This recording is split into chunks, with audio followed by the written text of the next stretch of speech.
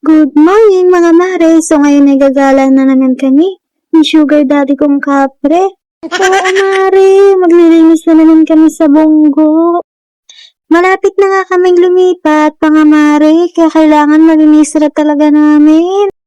Gusto ko nga mga mare, malinis na talaga bago kami lumipat. Para naman yung pagtatanim na lang ang pagkakaabalahan ko. Medyo maganda nga yung panahon dahil hindi pa masyadong mainit. O mare, tinanghali na naman kami. Ewan ko mare, aga-aga ko naman nagigising pero pinatanghali pa rin kami. Ano kasi yung Sugar Daddy kong kapre, ayaw pa bumangon. Kailangan pa nga mare, lolokohin mo siya na alas 7 no, para bumangon. O kaya naman tutuyuin ako, yan ang bilis niya mare bumangon. Minsan nga mare, malamig na lang yung kape kong tinimpla, tulog pa yan. Tulog mantika ba? Bakit ba napunta yung topic natin sa paggising na yan? O balik tayo sa reality mga mare. Ayan, papunta na naman kami. Makikipag-date na naman niya ako dun sa mga damo sa likuran ng bahay. Ilang araw na nga lang mga mare, lilipat na kami dun. Pero hindi ko alam kung malungkot ba ako, masaya.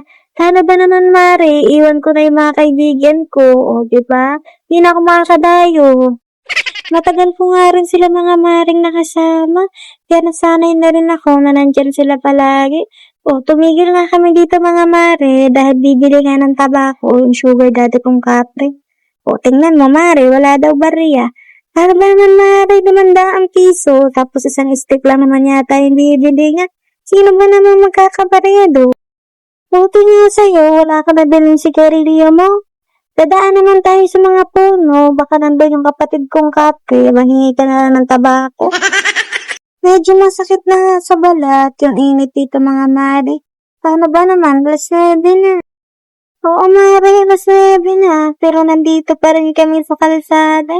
O ano nga lang yung mga damo doon? O yun na lang yun. Pag mga ganito nga mare, yung nadadaanan namin, ay talaga namang napapawaw na lang ako. Ang ganda kasi mare, o tingnan mo na lang yan. Para talaga ako nasa probinsya, nakaka-enjoy. Wow! Hindi nga umiinit mare, yung Sugar Daddy kong kapre. Siguro gustong-gusto na talaga nito magtabako, pero hindi pa lumalabas sa kapatid kong kapre. Ayan, wala ka tuloy tabako. Paano ba naman maring lalabas yun? Ay kabahayan pa dito? Eh di marami na siyang kaagaw sa tabako pag lumabas siya. Impis nga mga mare, Sugar Daddy ko lang ang maghihingi sa kanya, kadadagdagan pa. Kaya mabuting mamaya ko na lang magpakita dahil kakatapakin lang din ako. Ayan mga mare, oh napakaganda, kaso mainit na talaga. At may mga puno na nga sa banda dito. Tapos takot na ako mga mare dahil baka lumabas yung kapatid kong kapre. Makahingi pa ng tabako yung Sugar Daddy ko. Mamaya ka lang kasi magtabako pag nandun na tayo. Para naman mas ma-enjoy mo. O ayan, mare, hindi nga lumabas yung kapatid kong kapre. Sino dyan yung gusto mag-swimming? May swimming pool na dito. Iba nga lang yung kulay niya mga mare.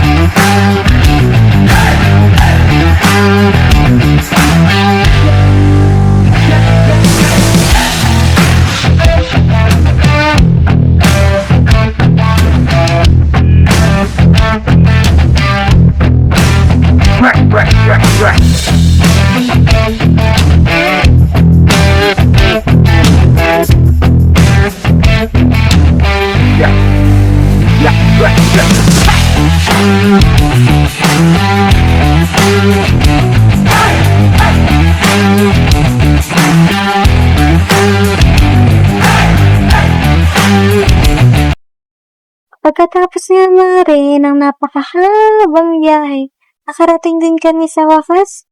Eto na nga, yung likuran ng bahay. O diba makalat na ulit, kailangan ko na naman tong linisin.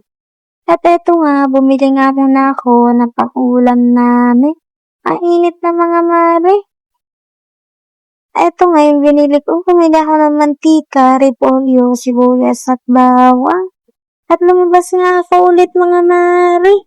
Dahil may nakalimutan na naman nga ako bilhin. Napakalayo pa naman ng tindahan dito. Kailangan mo pang pumunta sa baba para makabili ka. Nakita niyo yan mga mare. Ay yung daan, palabas ng bahay namin. O diba, ang layo talaga ng tindahan. Para akong nasa probinsya talaga nito.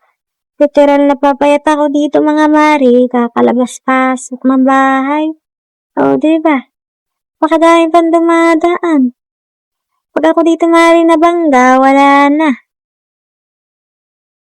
Mare, ito yung binili ko mga mare.